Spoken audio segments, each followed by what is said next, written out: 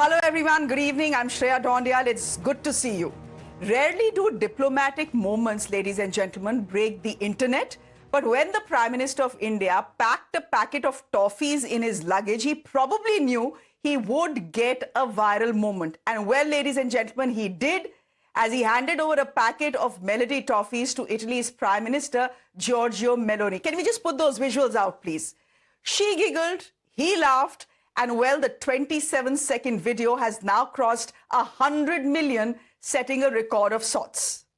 Of course, that sweet moment in Rome had a fairly sour reaction from the opposition back at home, but we'll come to that a bit later. First, the video that has sparked a million memes and ensured a long-forgotten toffee is cool again. Prime Minister Modi brought us a gift, a very, very good toffee. Melodi. Prime Minister Modi brought us a gift, a very, very good toffee. Melodi. Prime Minister Modi brought us a gift, a very, very good toffee. Melodi. Well, ladies and gentlemen, just in case you're wondering what the fuss is all about, both the Prime Ministers share an easy chemistry, as was evident not just from this video, but also from the pictures the Prime Minister had released earlier today. We saw a rooftop dinner, there it is, a late-night walk around the iconic Colosseum in Rome, and then, of course, the bilaterals. But it was the selfie video that sparked a full-blown political war of words.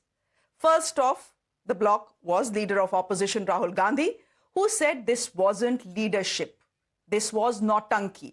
He said an economic storm is raging, but Prime Minister Modi is handing out candy in Italy, laughing and making reels.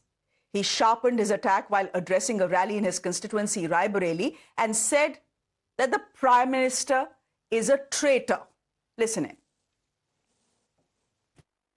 जब ये RSS से कार्यकर्ता आपके सामने आएंगे, नरेंद्र मोदी की बात करेंगे, अमित शाह की बात करेंगे, उनसे आप सामने उनको कहो कि आपका प्रधानमंत्री गद्दार है, आपका होम मिनिस्टर गद्दार है, आपका संगठन गद्दार है, आपने हिंदुस्तान को बेचने का काम किया है, आपने हमारे संगठन, आपने हमारे संविधान पर आक्रमण किया है। खुल के उनसे कहिए।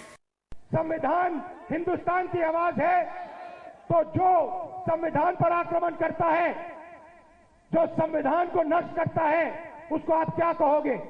गद्दार कहोगे। इसीलिए मैंने खुल के कहा है कि नरेंद्र मोदी, अमित शाह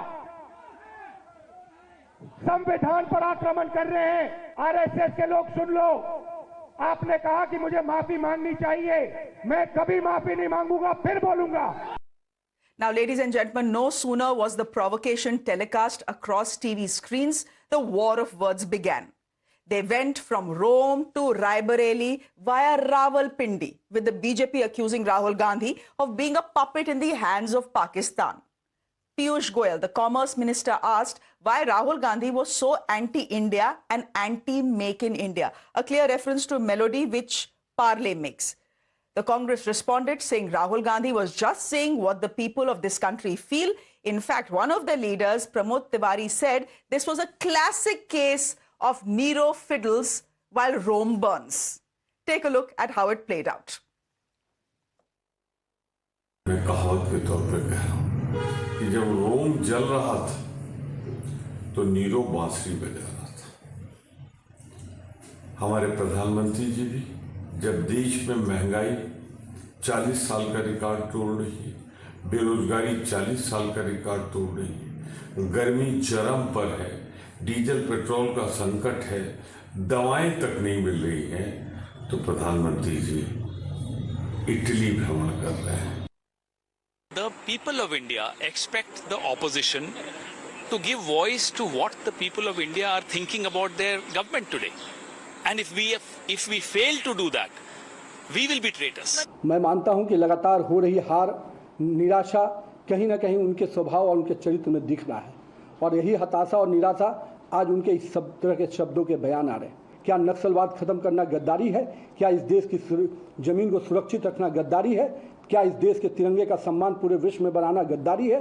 और मैं मानता हूं कि भारतीय राजनीति का अपराहू है जो कहीं न कहीं पूरे तरह से देश की राजनीति की वातावरण को गंदा और दूषित करते हैं। These are times of crisis.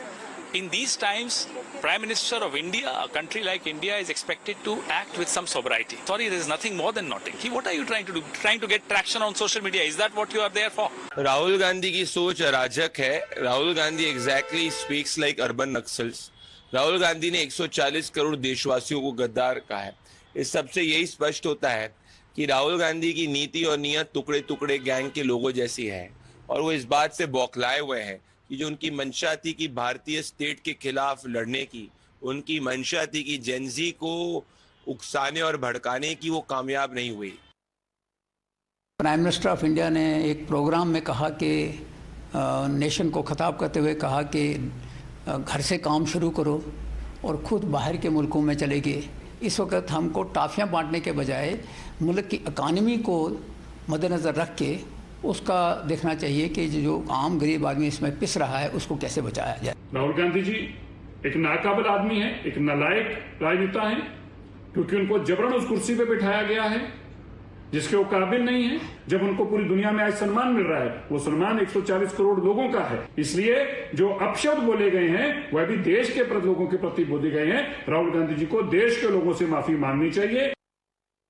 So, ladies and gentlemen, then two questions tonight. Did Rahul Gandhi cross the line when he called the Prime Minister a traitor? And is the opposition unnecessarily taking offense to what was meant to be a light moment? My guest this evening, Sanju Verma, National Spokesperson of the BJP, Rajat Sethi is an author joining us on the broadcast, Faizan Kidwai, National Spokesperson of the Congress Party, Anish Gawande, activist and politician, and Advocate Mahima Singh, spokesperson of the Congress Party, joining us on the broadcast as well.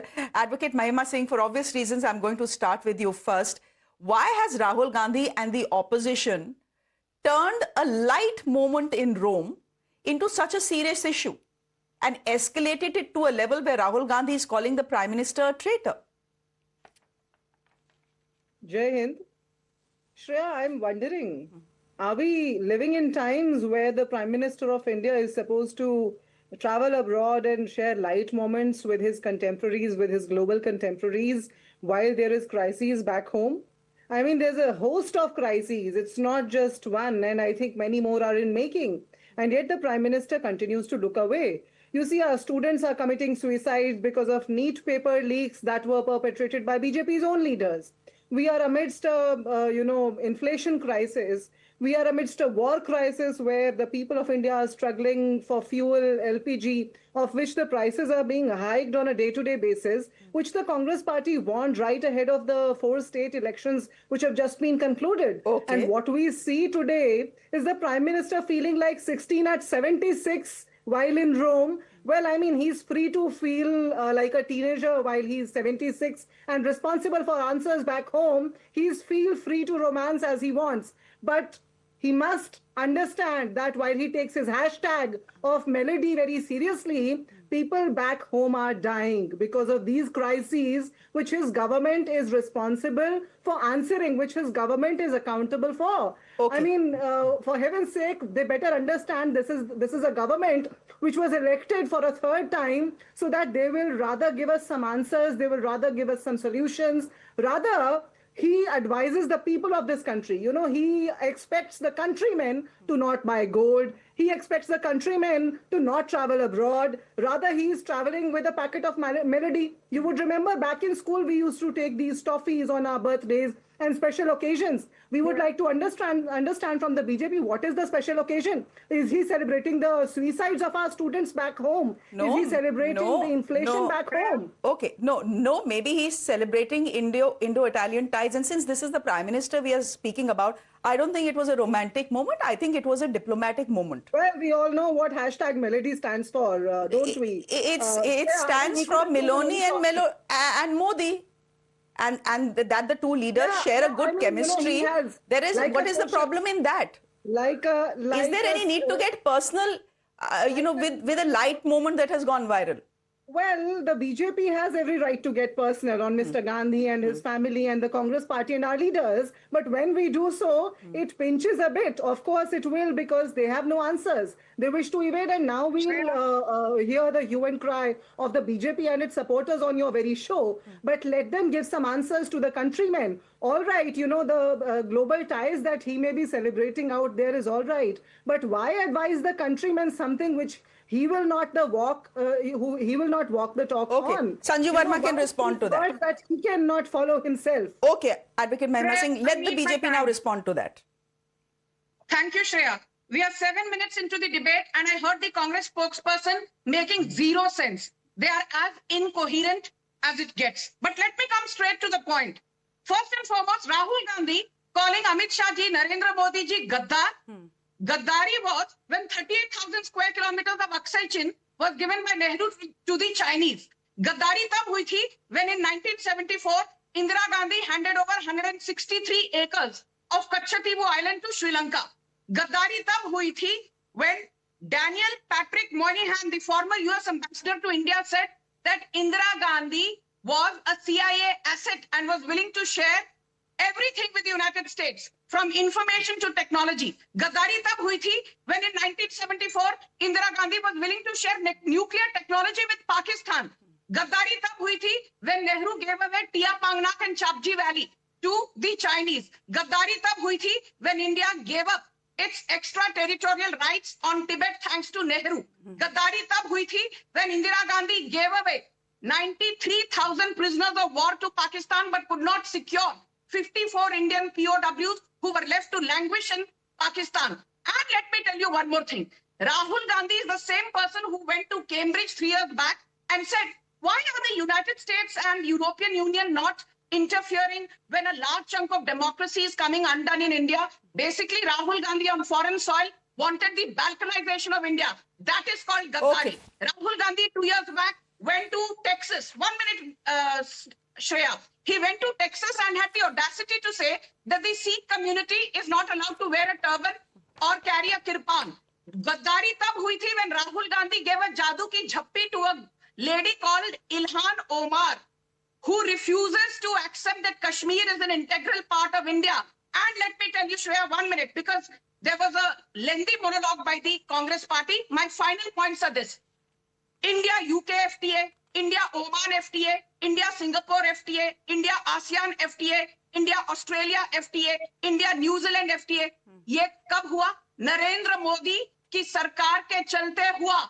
And let me remind the Congress spokesperson, Rahul Gandhi, 10 seconds more, keep saying economic storm is coming. Economic storm is coming geopolitically, but I wear today the hat of an economist and I wear the hat of a national spokesperson of the world's largest ruling party. And I can tell you one thing, Shreya. Today, India is the world's second largest smartphone market. India is the world's second largest steel manufacturer. India is the world's third largest car manufacturer. India is the world's second largest two-wheeler manufacturer. India is the world's fifth largest stock market. India has the world's seventh largest gold reserves. तो क्या बात कर रहे हैं Rahul Gandhi? Economy की spelling तक नहीं आती है राहुल गांधी को. Advocate Mahima Singh, you can respond to that. Wasn't calling the Prime Minister a traitor a bit too much? This is the Prime Minister who represents 1.4 billion Indians. You have to, you have to talk, Shreya, you can't talk loosely about him. Shreya, in fact, the Honorable Leader of Opposition has looked in the eye and challenged the Prime Minister, the Home Minister, and their entire right-wing ecosystem yet again. Yes, rightfully so. Because you see, Shreya, this is the very party which ahead of 2024 was saying 400 par because they want to change the Samvidhan, because they want to modify the constitution of this country. And what was it if not an attempt to alter the constitution when this women's reservation bill, the amendment to the women's reservation bill was brought in the name of women upliftment when it truly was a very arbitrary... That's a very weak argument. That is a very weak argument. Not at all, Shreya. You see, that is the nuance. That is an example of exactly what they want to do to the constitution of this country. And so the Honorable Leader of Opposition speaks from every stage that he will and challenges the BJP that please come forward and say that you really wish well upon the people of this country. Mane, I simply don't understand how. Ek minute, Sanju. Ek minute. You've had your turn. Ek minute. Mahima ji, I simply don't understand how a moment that we saw in Rome with one prime minister giving another prime minister a packet of toffees, which was supposed to be a light moment, has turned into the opposition calling the prime minister Gaddar. I still don't see the logic. You know, you can call it Nautanki, you can call it rhetoric, you can call it many things. You can't call it Gaddari. Shreya, really, I mean, do you not see it as mockery of the tears of those parents whose children committed suicide? Do you not see as the mockery of those farmers who are right now facing the shortage of fertilizer and diesel? Do you not see as the mockery of those 140 crore Indians who are facing inflation crisis, LPG, petrol, diesel crisis, you know, to which the BJP kept on turning a deaf ear and rather kept on saying there is no price hike coming, and there it is. Honorable LOP was warning, and there it is right in front of our eyes. Yet the BJP evades answers. Yet the BJP calls it a light moment and says that, well, it is all right. We are living in a global village. Shreya, the world saw when that Norwegian journalist tried to pose a question and is now showing a mirror to India and the Indian Prime Minister, telling us where do we stand on the Norwegian journalist was not showing a mirror to anyone. She was just ensuring she gets some virality. Sanju, I'll give you 20 seconds to respond, and then Rajat, you can come in. Thank you. Shreya, I just want to remind the Congress party that the Norwegian journalist does not know the difference between press briefing and press conference, nor does Rahul Gandhi understand any nuance of foreign policy. But my final point is this. Do you remember in 2012, Manmohan Singh raised petrol prices by 8 per litre, saying, "Paise ped par thodi ugte hain." Despite a geopolitical crisis, petrol and diesel prices are up only 4.2%. In US, petrol prices are 55% higher within 3 months. New Zealand, 32% higher. Canada, 34% higher. South Korea, 49% higher. Germany, 22% higher. The middle class has been shielded by the Modi government. अब यदि राहुल गांधी प्रधानमंत्री होते ना, तो middle class को tata bye bye करके Muscat चले जाते, छुट्टियां मनाने. अनीश गवांडे सर हिला रहे हैं. एक मिनट. अनीश गवांडे सर हिला रहे हैं. Anish, go ahead. Why are you shaking your head, please? Yeah, to be perfectly honest, right, I think the photograph and the video that you saw of the Prime Minister sharing a sort of Melo-Di toffee was humorous. I think all of us laughed. It was a light moment and perhaps should be treated as such. What it has elided, however, is serious concerns around this government's track record on the economy. If the Prime Minister is going to Italy, why are questions not being asked about why our sort of trade balance with Italy, the country he is going to, has decreased from a $5.5 billion surplus to a $2.5 billion surplus? Why is the Prime Minister going to Italy, which is growing at 0.5% and remains a nominal, if not a marginal trade partner for most countries in the European Union, and certainly not one of India's largest trade partners, right? Why is the Prime Minister silent when the Indian stock markets, in terms of their sort of market cap, have sort of contracted by 8%, while South Korea year to date has increased by 75%. Why is the Prime Minister silent when there are 75 sort of 1 lakh crore FII outflows in March alone, and when FPIs have held the lowest sort of stake in Indian equities in 14 years? And finally, to the point of fuel prices, if the BJP is so eager to ensure that we match the sort of records of other countries, why did the BJP not pass on the sort of benefits of lower fuel prices and crude oil prices when they were Anish, low? then I'm going to put out a tweet. Then I'm going to put out a statement that your leader Sharad Pawar has put out. Can we please put out his statement? Can we please put out Sharad Pawar's statement where he's saying that where he's actually praising the Prime Minister, and he's saying that Prime Minister Modi is working to protect India's global prestige, and while politics can happen at home, when he is abroad, when it comes to national interest, politics need to step aside. This is your own leader saying it. No, and therefore, when the absolutely. Prime Minister is abroad, and you know, it's not just this Melo-Di moment. It was also the journalist moment yesterday. The opposition has left no chance in targeting the Prime Minister when he's abroad. Yeah, let me set the record very clear, right? On the question of that journalist, there is no doubt in my mind that each and every one of us should have stood against the heckling of a prime minister abroad, right? There is no doubt in my mind that what happened with the journalist in Norway was undignified. However, when honest questions are asked, including to NEA officials, about why the Prime Minister is not conducting a press briefing, when the last Prime Minister to visit that country, since we seem to be reminded of Nehru-ji and Indira-ji very often, it was Indira-ji who visited Norway right before Prime Minister Modi, took a press conference, right? So it's not Indian foreign policy not to have a press conference. So some questions must be asked that the countries abroad are asking. We should stand for the dignity of the Prime Minister's office, but we must not mistake a standing for the dignity of the office as a sort of shying away from asking questions. Okay, but that still doesn't justify. Anish, I've heard you and Rajat can come in, but that still doesn't justify calling the Prime Minister of a billion plus people Gaddar. Rajat, please come in. So, well, thank you to Anish that he did not stoop down to the level of Rahul Gandhi. There is clearly he has maintained an intellectual level to engage in this conversation. I appreciate him for that because clearly what Rahul Gandhi says, the people do not appreciate it and they don't buy such kind of extreme hyperbole that he constantly delves in. But the moot point is that why did Prime Minister go to Italy? It was around I.M.A.C. I.M.A.C. has taken a body blow ever since Iran war has happened, and there are you have to keep the European stakeholders engaged into the I.M.A.C., the Middle East Europe corridor, because a lot of diplomatic investment was made by India to actually ensure that that becomes an important trade line. Now, if Prime Minister is doing, we hardly have discussions in our country around the importance of I.M.A.C., go into the details, the merits of those things, and instead we just go on to the flimsy remarks being made by politicians, and the whole conversation around this important bilateral relationship dies out. I mean, while Melo-Di packet is being celebrated, there are a lot of interesting gestures made by top leaders to have a warmer relationship over and above what cold bureaucracy and diplomacy is all about. And we should celebrate that people and the leaders at the helm are using informal ways of engaging and driving down a point that there are other important aspects of our bilateral relationship which has to be taken care of.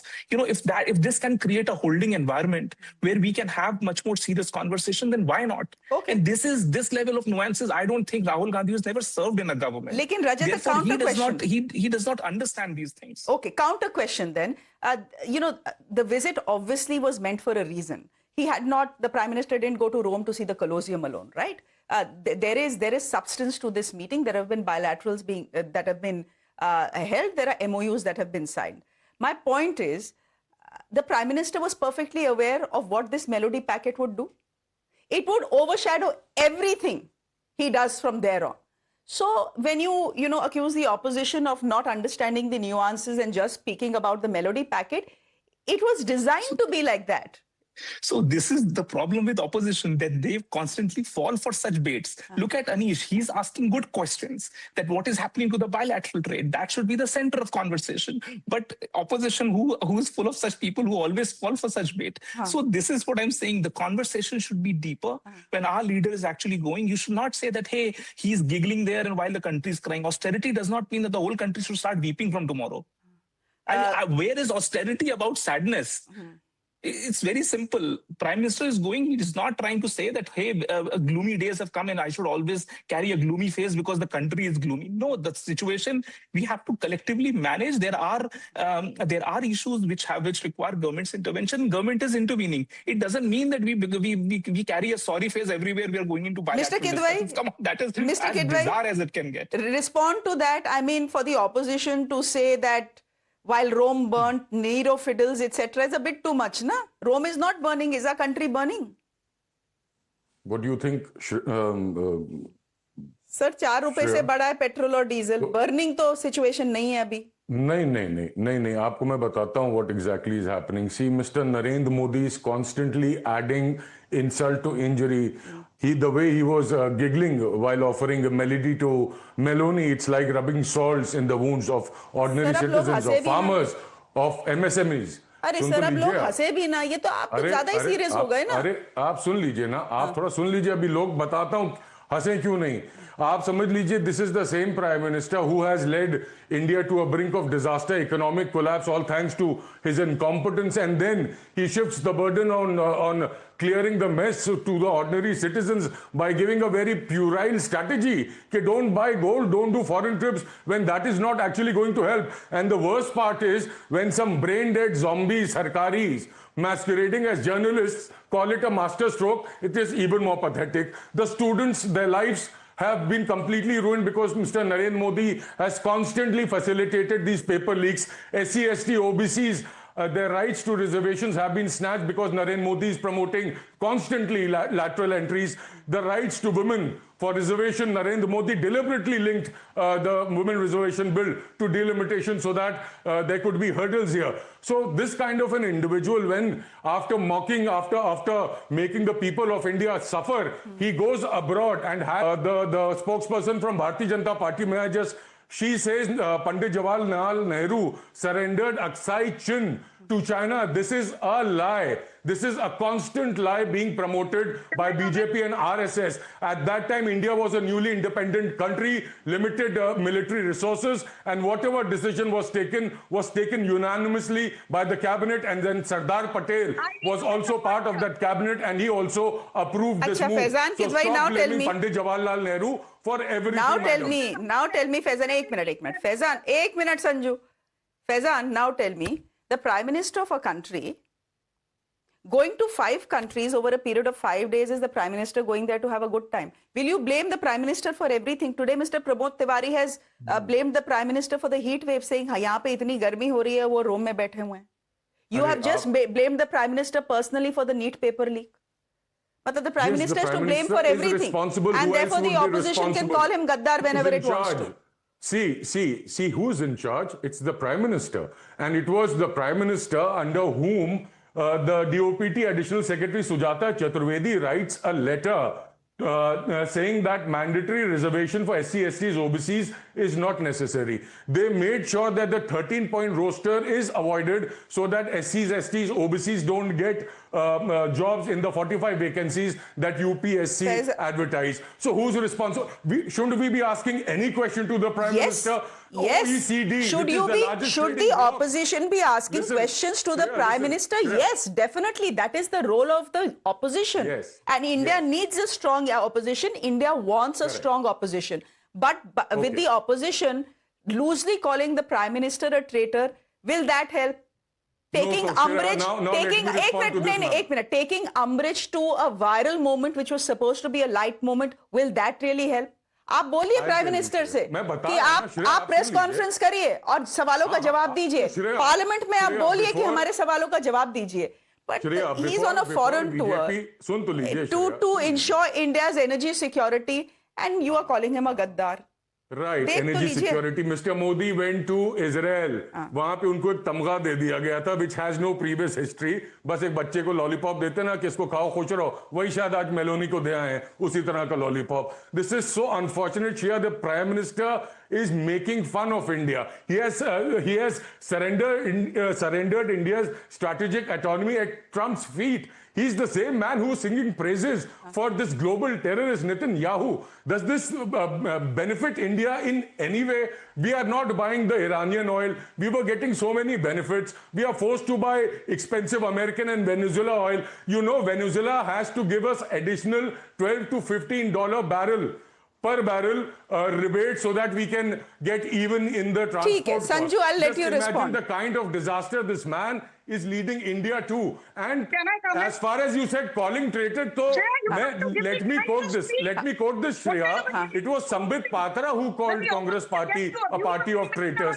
तो ये लोग जो हैं ज्ञान ना दें किसी को. ठीक है, संजू वर्मा respond. आप भी तो traitor बहुत easily बोल देते हैं opposition को. Is the argument coming in from the Samajwadi Party? You know, Shreya, I urge the opposition to wake up and smell the coffee. After June 2024, assembly elections were held in how many states?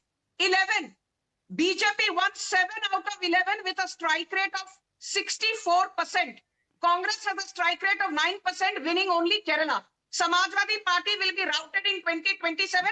इनके प्रवक्ता को basic history geography का ज्ञान नहीं है.